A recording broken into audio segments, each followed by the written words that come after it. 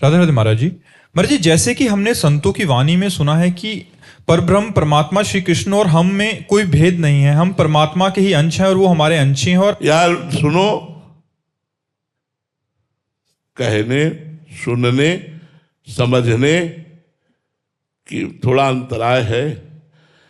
एक चम्मच गंगा जल क्या बोला जाएगा? गंगा जल। और एक टैंकर गंगा जल क्या बोला जाएगा? गंगा जल। और गंगा की धारा के जल को क्या बोला जाएगा? अंतर समझ रहे हो ना? चम्मच से तृप्ति नहीं होगी। टैंकर में नहा भी सकते हो और धारा में खड़े हो गए तो ब्रह्मविद ब्रह्मयु भवति। जब ब्रह्म को जान जाओगे, ब्रह्म में तन्मय हो जाओगे, तब ब्रह्म स्वरूप हो। अभी तो जीव हो, अभी तो देहाभिमानी हो। श्री कृष्ण के समान उन्होंने गिरिराज उठाया, तुम 5 किलो का बाट उठा के दिखाओ 7 दिन तक। हमारे श्री कृष्ण ने 7 दिन 7 रात्रि गिरिराज महाराज को 7 वर्ष की अवस्था में ऐसे धारण किया। हम कह रहे 5 मिनट तुम जो है 7 किलो का वो लेकर के ऐसे खड़े होने की चेष्टा करने में हमें परिश्रम लगने लगेगा, हमें परेशानी लगने लगेगी। 7 दिन 7 रात्रि। कालिया दह के विष का इतना प्रभाव था कि ऊपर से चिड़िया उड़ जाए तो नीचे गिर के मर जाए, और उसमें महाराज कूद गए। कालिया नाग से लिपट कर उसके काटने पर भी छलांग लगाई, उसके फणों पर नृत्य किया। उसके तो 105 फण थे और वो सिद्ध कालिया था, कोई भी रूप धारण कर सकता है। ऐसा नाग भगवान को डसा और भगवान के ऊपर कोई प्रभाव नहीं पड़ा। अच्छा, और मुंजा टवी में आग लगी, भगवान अपने मुंह से पी गए। श्री कृष्ण के समान तो सिर्फ श्री कृष्ण है। हाँ, जैसे गंदा नाला ही है, लेकिन जब वो गंगा जी में गिर जाता है तो सुरसरी भये पावन कैसे, ईस अनीस ही अंतर जैसे। अब वो गंदा नाला नहीं रहा, अब वो गंगा की धारा में मिलने के कारण गंगा के समान पवित्र हो गया। तो सोई जाने जे देहु जनाई, जानत तुम्हें हो जाए। भगवान के समान तो सिर्फ भगवान है। हम भगवान में तन्मय होकर भगवान को प्राप्त कर सकते हैं। जो भगवान को प्राप्त हो गया वो भगवान के समान हो गया। लेकिन क्या आज तक कोई ऐसा ऋषि मुनि है जो भगवान की समानता कर सके? जो भगवान ने लीला की उसकी समानता कोई कर सके, ऐसा कोई नहीं है। भगवान अनंत रूप धारण करके गोपियों के साथ रास किए। कैसी कैसी भगवान की मधुर लीलाएं, ऐश्वर्यमय लीलाएं, कैसी चकित करने वाली लीलाएं। 23 अक्षोणी सेना लेकर के जरासंध, जिसको 20,000 राजाओं को बंदी बना करके और भैरव यज्ञ के लिए रखा था, जिसे कोई परास्त नहीं कर सकता। 23 अक्षोणी सेना लेकर 17 बार मथुरा में आक्रमण किया। ठाकुर जी ने काट काट के सबको फेंक दिया, उसको छोड़ देते थे कि और लाएगा। ठाकुर जी की बराबरी केवल ठाकुर जी कर सकते, दूसरा नहीं कर सकता। हाँ, ज्ञान के द्वारा।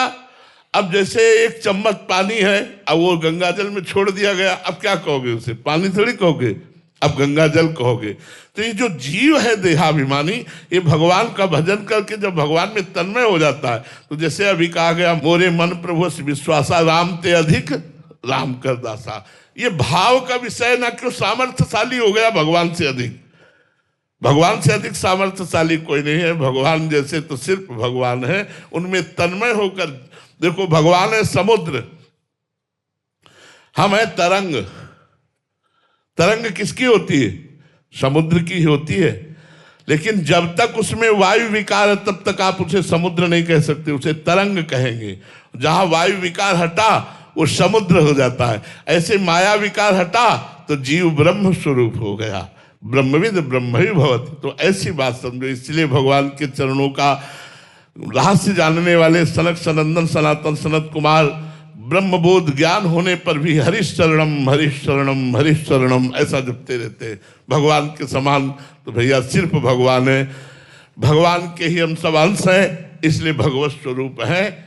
क्योंकि पूर्ण का अंश पूर्ण ही होता है, लेकिन हम भगवान नहीं बन जाएंगे, ये भी ध्यान रखो। भगवान के समान तो सिर्फ भगवान है, दूसरा कोई नहीं। जब जब किसी ने वरदान मांगा कि आपके समान पुत्र हो, तो भगवान ने यही कहा, मेरे समान तो सिर्फ मैं हूं, इसलिए मैं ही तुम्हारा पुत्र बनूंगा करके। तो इसलिए भगवान के समान तो सिर्फ भगवान। छठी के दिना देवताओं को भी परास्त कर दे अपनी दहाड़ मात्र से। 6 कोस का जिसका शरीर था, ऐसी पूतना को छठी के दिन लंगा दिया सरकार ने। ठाकुर जी ने छठी के दिन, अभी 6 दिन आए हुए थे धराधाम पे, और पूतना मारने के लिए गई, तो 6वें दिन ही उसका स्तन मंडल पर महाविष लगा के आई थी। भगवान ने विष भी पिया और उसके प्राण भी पिए। भगवान के समान तो भगवान। तृणावर्त, बकासुर, अघासुर, कंस, चाणूर, मुष्टिक, केशी, प्रलंबासुर, धेनुकासुर, ऐसे महाबलियों को भगवान ने खेल खेल में ऐसे मसल डाला। भगवान के समान तो सिर्फ भगवान ही है। बीना जी सूरतगढ़ से। श्री हरिवंश महाराज जी, महाराज जी एक दोहा आता है कि सत्संग की आदि घड़ी तप के बरस हजार, तो भी बराबर है नहीं कहे कबीर विचार। महाराज जी क्या सत्संग एक पूर्ण साधना है, किसी और अन्य साधन की फिर आवश्यकता ही नहीं? देखो, तपस्या एक अलग चीज है, सत्संग सीधे भगवान से संबंध कराता है, तपस्या अहम से संबंध कराती है। ये सब तपस्या के जो अंग हैं, इनमें अहम पुष्ट होता है, और सत्संग भगवान से संबंध कराकर अहम का नाश करता है। इसलिए हजारों वर्ष तपस्या की जाए तो अहम तो नष्ट नहीं हुआ ना। और यदि बड़े महापुरुषों का संग मिल जाए तो आधे पल में अहंकार का नाश कर दे। अहंकार को भगवान के चरणों में समर्पित कर दें। जैसे अम्बरीश जी महाराज चक्रवर्ती सम्राट हैं, पर देवर्षि नारद जी का सत्संग प्राप्त होता है। और महान तपस्वी 60 हजार वर्ष की समाधि लगाने वाले तपस्वी दुर्वासा जी हैं। तो देखो, बेमतलब में जाकर एक महाभागवत को सता रहे हैं, बेमतलब में जाके। केवल उनका यश सुना तो ईर्ष्या प्रकट हो गई, हो गए, और पूरी कथा है, कृत्या उत्पन्न कर दी मारने के लिए। ऐसे निरपराध महाभागवत को कष्ट देने की बात आ गई। तो ये तपस्वी की हालत है। और भगवान के संबंधी हैं कि हाथ जोड़े 1 वर्ष ऐसे ही खड़े रहे बिना अन्न पाए, जब तक दुर्वासा जी लौट कर नहीं आए। और जब लौट कर आए तो कहा, जीवन में जितने भी भजन साधन सुकृत दान पुण्य हैं, हे सुदर्शन जी, हम सब आपको देते हैं, दुर्वासा की जलन मिट जाए। तब वो चरणों में गिर पड़े कि आज मैंने भगवान के भक्ति की महिमा को देखा। तपस्वी दुर्वासा जी अम्बरीश जी के चरणों में गिर पड़े कि आज मैंने भगवान के भक्ति की महिमा को देखा। तो भगवान की भक्ति स्वतंत्र सकल सुख खानी, और बिनु सत्संग न पावे प्राणी। तो सत्संग से भक्ति की प्राप्ति होती है। भक्ति भगवान को अधीन कर लेती है। भक्तिवश्य भगवान, भगवान भक्ति के वशीभूत है। भगवान भक्ताधीन मना पूज्यो, भक्त के अधीन है। तपस्वी कोई भगवान को आज तक अधीन नहीं कर पाया, लेकिन भक्तों के अधीन।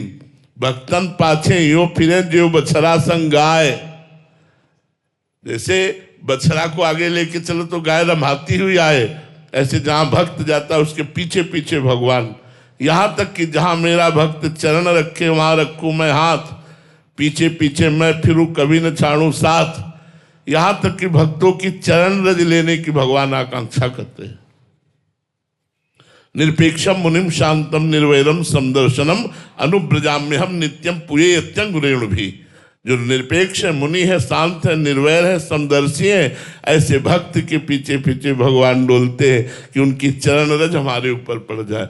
तो तपस्या और भक्ति बहुत अंतर है। तपस्या अहम ग्रह उपासना है, भक्ति दैन्य उपासना है। और भक्ति का प्रादुर्भाव सत्संग से होता है। इसलिए सत्संग की समानता में तपस्या कुछ नहीं है। हजारों वर्ष तपस्या करके जो अनुभव नहीं होगा, आधे पल के सत्संग में वो बात अनुभव में आ जाएगी। इसीलिए तात स्वर्ग अपवर्ग सुख धरी तुला एक अंग, तूल न ताहि सकल मिली, जो सुख लव सत्संग।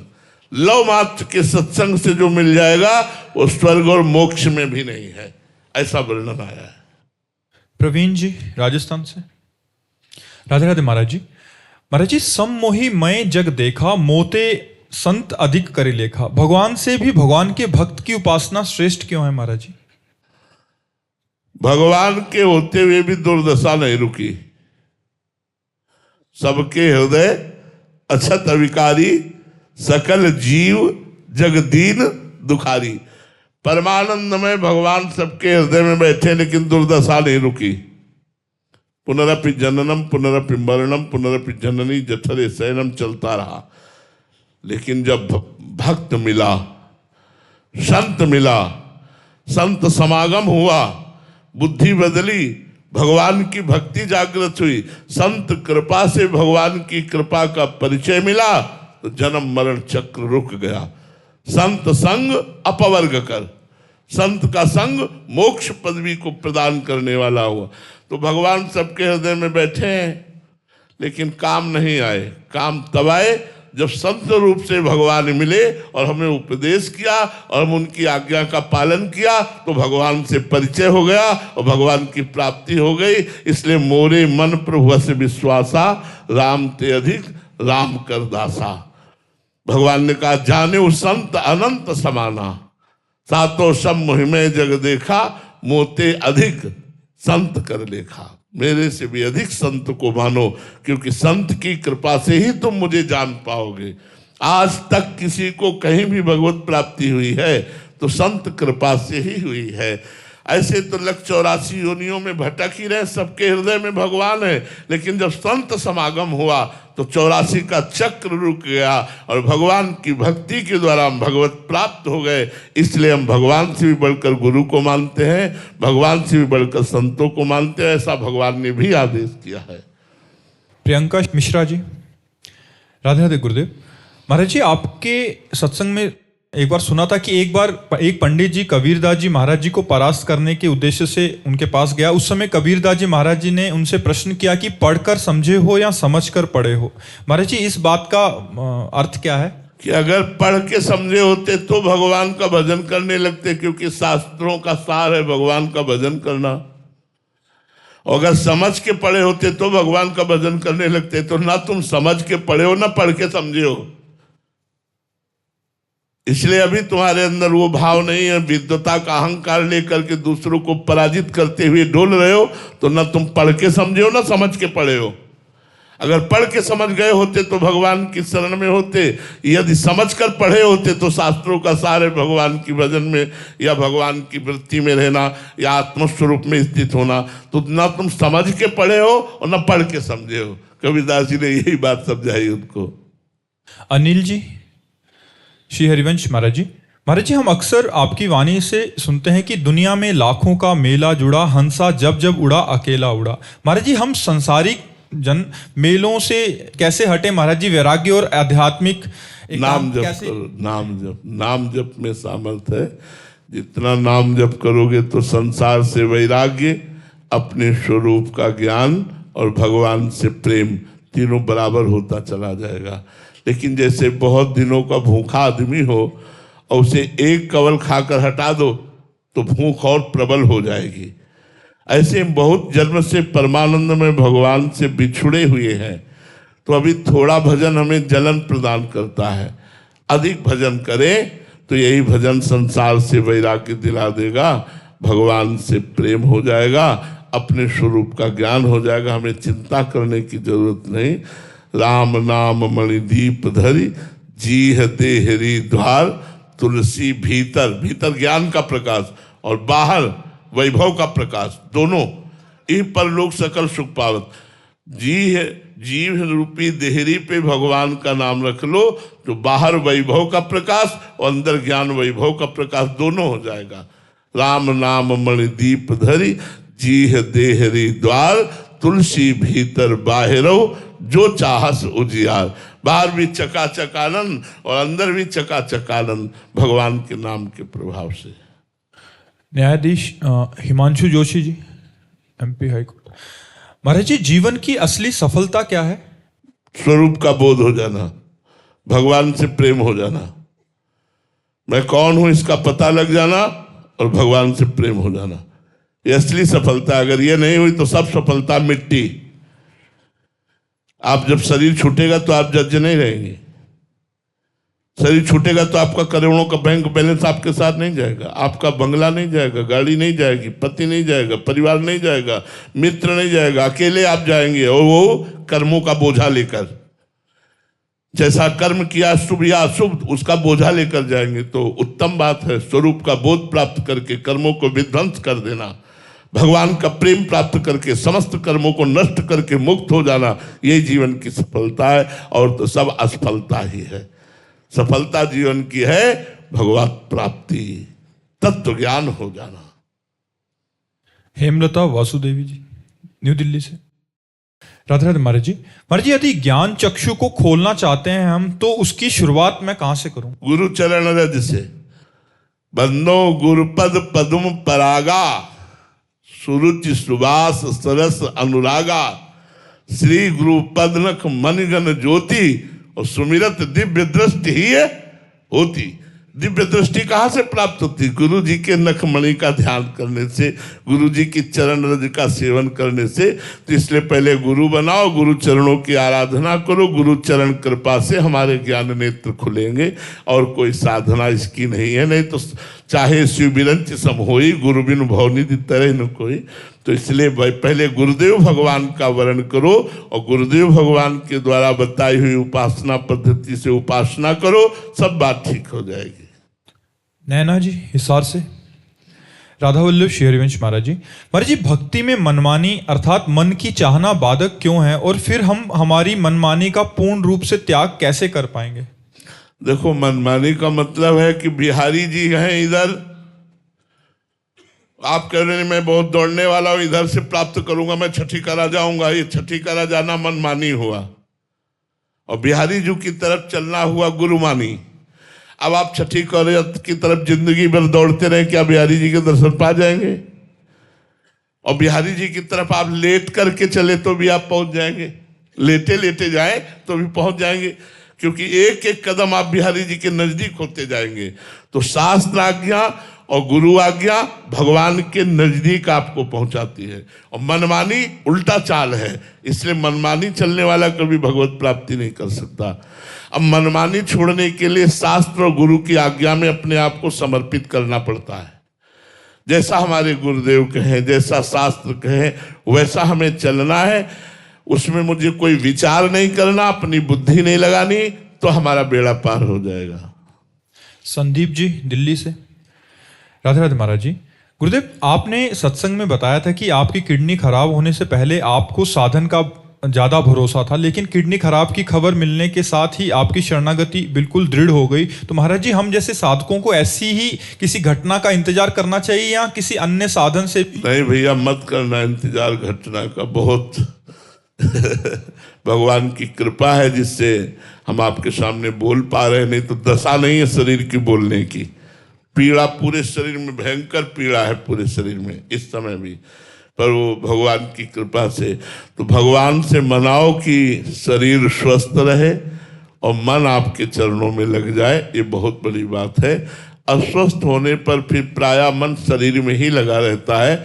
जिनका मन लग चुका है भगवान में उनकी बात तो अलग है, पर जिनका मन नहीं लगा है पूर्ण रूप से, फिर वो शरीर में ही लगा रहता है। इसलिए विपत्ति की आशा तो मत करो यार, भगवान की शरणागति की जरूर आशा करो कि नाथ ऐसा विवेक दे दो, ऐसी बुद्धि दे दो जो आपकी शरण में आ जाए। सबको विपत्ति दे के ही थोड़ी शरण में भगवान लेते हैं। हाँ, अलग अलग प्रक्रिया है शरणागत की। कोई घटना, कोई विपत्ति दे के, तो किसी को ज्ञान दे के, विवेक दे के। सब सुख संपत्ति है वो भगवान की शरण में है, पूर्ण रूप से उसे भगवान विवेक दे देते हैं। तो विवेक से भी तो शरणागति होती है। तो विपत्ति की मांग ना करो, दे दे तो उनका प्रसाद। जब किडनी नहीं खराब थी चूंकि बचपन से साधनाभ्यास में लगे, तो वही साधन का भाव था कि अगर हम 6 घंटे पद्मासन में बैठते हैं तो ये हमें भगवत प्राप्ति कराएगा। कृपा का भरोसा नहीं था, कृपा शब्द से हमारा परिचय नहीं था। इंद्रियों को रोको, मन को रोको, जितेंद्रिय रहो, ब्रह्मचर्य रहो, भूखे प्यासे रहो, गर्मी सर्दी सहो, भगवान का भजन करो, ऐसा था।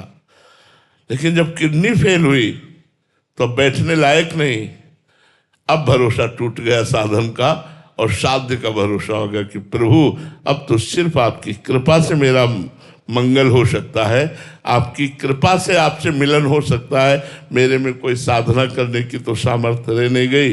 नाथ मैं आपकी शरण में हूँ। हृदय से शरणागति का प्रादुर्भाव हो गया। तो कभी कभी किसी घटना से शरणागति हो जाती, कभी कभी विवेक से शरणागति होती। इसलिए घटना मांगो मत, उनको देना हो तो दे देंगे, वो सामर्थ्य भी देंगे सहने की। वैसे विवेक से शरणागति बहुत सुंदर हो जाती है। नवीन सूरी जी लखनऊ से। राधे राधे महाराज जी। महाराज जी, भगवान की कृपा और हमारे प्रयास में क्या संबंध है? दोनों में कौन प्रभावशाली है? दोनों। जैसे पंछी के दोनों पंख आकाश में उड़ने के लिए अत्यंत आवश्यक हैं, ऐसे हमारा पुरुषार्थ और भगवान की कृपा दोनों परमार्थ की ऊंचाई पर चढ़ने के लिए आवश्यक है। यदि हम पुरुषार्थ न करें, केवल कृपा कृपा, न नाम जप है, न कुछ भजन करें, न शास्त्र स्वाध्याय, न सत्संग, तो कुछ नहीं होने वाला। अगर साधना कर रहे हैं, अहंकार है, कृपा का आश्रय नहीं, तो कुछ नहीं होने वाला। इसलिए कृपा का आश्रय और डट कर साधना, डट कर पुरुषार्थ दोनों करने चाहिए, तो उससे अध्यात्म की प्राप्ति हो जाती है। दोनों का महत्व है, ऐसा नहीं है कि साधना का महत्व नहीं है, दोनों का महत्व है। आज शरीर अस्वस्थ होने पर भी हमारी साधना चल रही है। जय बजे उठना, तय बजे उठना, शौच स्नान करना, अपनी दिनचर्या करना, भगवान की कृपा से वो सब चल रहा है वैसे ही। हाँ, अब यह है कि बराबर हम काफी समय तक एक आसन में नहीं बैठ सकते। थोड़ी देर बैठे, 4 कदम टहले, फिर आके बैठ गए, फिर टहले, फिर बैठ गए, अपनी दिनचर्या चल रही है। तो हमारा पुरुषार्थ प्रबल होना चाहिए और भगवान की कृपा का दृढ़ भरोसा होना चाहिए। इन 2 बातों से भगवत प्राप्ति हो जाएगी। श्री राधा वल्लभ लाल की